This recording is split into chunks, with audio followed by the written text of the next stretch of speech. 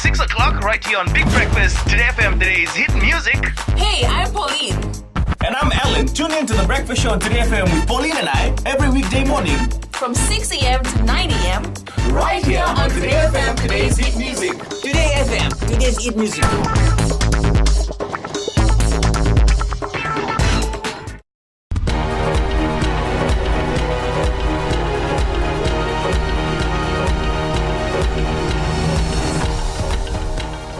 Nimbula binaka sa ikongo na wala kaninon day tutuku enambongi ndai.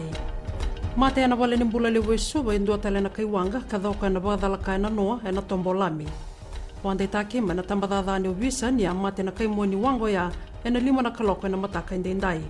Na kaimoni wango ya indua bera tau na leo ono adidi waki na wala nimbula lewu ni oti na kena kadambote na wanga na Betsy Rose na noa.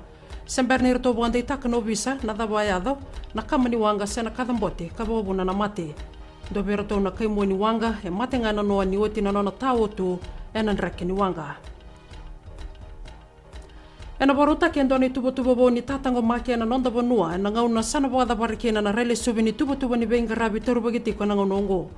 Gona be kai wanda itaka na ililu ni mata ni tuo barenge mbani marama beira na linga ni benga rabi na be tambana dundu ni tatango make.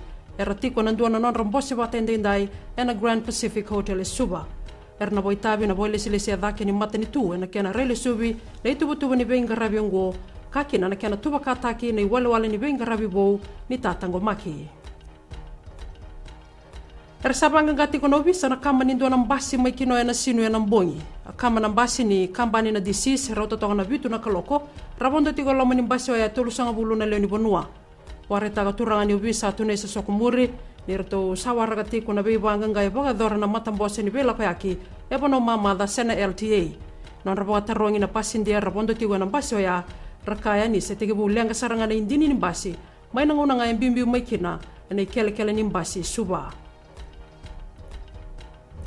Kinangito, esaba matatatagi may na sota rakabiti ni kalima na Pasifika na bakiongo sa na Pacific Nations Cup. Erato nangito ti ubagandua na nonda ponua na Flying Fijians, kabareta ko John McKee na daw ni bebo buli ni timengo ni nang rebi mena rawati ng ganga, me bakani sangay rawati nga bagandua na ronon dolo tini katolo. Yango ay tigi talanga ni bobo raw kina sota ni burubura. Ena sota tigo na Flying Fijians kay na tim ni Tonga eni matay ni nonrotongito na ANZ Stadium isuba kina botal nonrotongito ena lakiboy dori ena boliku kay Amerika. Labakir na bolela kanino nday tukutuku kalunga tatigo na garabitabe na moni madawa ni temo de tomanda.